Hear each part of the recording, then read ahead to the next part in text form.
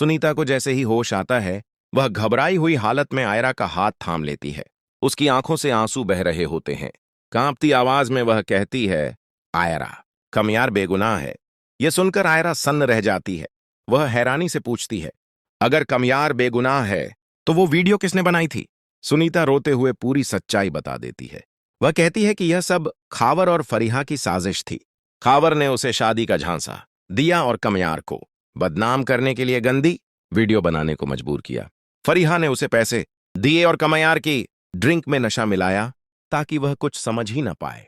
सच सुनते ही आयरा के पैरों तले जमीन खिसक जाती है। वह फूट फूट कर रोने लगती है। उधर खावर फरीहा के साथ मिलकर आयरा की शादी की शॉपिंग कर रहा होता है। खावर घमंड से कहता है, अब आयरा के पास कोई रास्ता नहीं बचा। मजबूर होकर वही करेगी जो मैं चाहूंगा। इधर आयरा गुस्से और दर्द से भरी हुई अस्पताल से निकलती है और सीधा अपने घर पहुंचती है।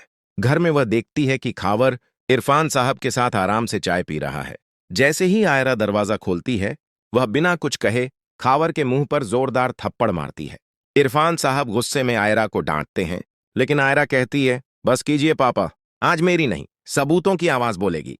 आयरा मोबाइल पर वह वीडियो चला देती है जो उसने अस्पताल में सुनीता की गवाही के तौर पर रिकॉर्ड की होती है। वीडियो में सुनीता साफ साफ खावर और फरीहा के गुनाह कबूल करती है। सच सुनते ही इरफान साहब का चेहरा गुस्से से लाल हो जाता है। खावर भागने की कोशिश करता है, मगर आयरा दरवाजा बंद कर देती है। खावर झूठी सफाइयां देने लगता है, लेकिन इरफान साहब उसका गिरेबान पकड़ लेते हैं और पुलिस को फोन कर देते हैं। कुछ ही देर में पुलिस पहुंचती है और खावर को हथकड़ी लगा देती है। डर के मारे खावर फरीहा का नाम भी उगल देता है। पुलिस फरीहा को भी उसके घर से गिरफ्तार कर लेती है। फरीहा पागलपन का नाटक करती है, मगर पुलिस उसे और खावर दोनों को घसीटते हुए ले जाती है। दूसरी तरफ कमयार पूरी तरह टूट चुका होता है। उसे लगता है कि अब उसकी जिंदगी में कुछ भी बाकी नहीं बचा। वह शहर छोड़ने का फैसला करता है और एयरपोर्ट की तरफ निकल पड़ता है। इधर आयरा कमयार को ढूंढती हुई गाड़ी से हर जगह तलाश करती है। कमयार एयरपोर्ट के वेटिंग एरिया में अकेला बैठा होता है। आयरा एयरपोर्ट पहुंचते ही सिक्योरिटी गार्ड से बहस करती हुई अंदर भागती है। अचानक उसकी नजर कमयार पर पड़ती है। आयरा दौड़ती हुई कमयार के पास जाती है और उसे कसकर गले लगा लेती है। वह रोते हुए कहती है, मुझे माफ कर दो, मुझे छोड़कर मत जाओ। अगर तुम चले गए तो मैं जी नहीं पाऊंगी। कमयार का दिल पिघल जाता है। वह आयरा के आंसू पोंछता है और उसे संभाल लेता है। आयरा कमयार को अपने घर ले आती है। इरफान साहब और आयरा की मां कमयार के सामने हाथ जोड़कर माफी मांगते हैं।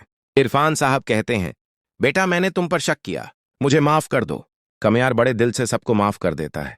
इरफान साहब फैसला करते हैं कि अब बिना देर किए आयरा और कमयार की शादी कर दी जाए। वह तुरंत इश्तियाकन को कॉल करते हैं और कहते हैं कि मौलवी साहब को लेकर घर पहुंचो। थोड़ी ही देर में निकाह की तैयारियां पूरी हो जाती हैं। आयरा दुल्हन के लिबास में चांद का टुकड़ा लग रही होती है और कमयार दूल्हा बनकर बेहद खुश नजर आता है। जब मौलवी साहब आयरा से इजाजत मांगते हैं तो आयरा मोहब्बत भरी नजरों से कमयार को देखती है और कहती है, कबूल है। कमयार की आंखों में खुशी के आंसू आ जाते हैं। शादी के बाद दोनों एक नई जिंदगी शुरू करते हैं। कुछ महीनों बाद आयरा की तबीयत खराब होती है और कमयार उसे तुरंत अस्पताल ले जाता है। डॉक्टर मुस्कुराकर कहते हैं, मुबारक हो, बेटी हुई है।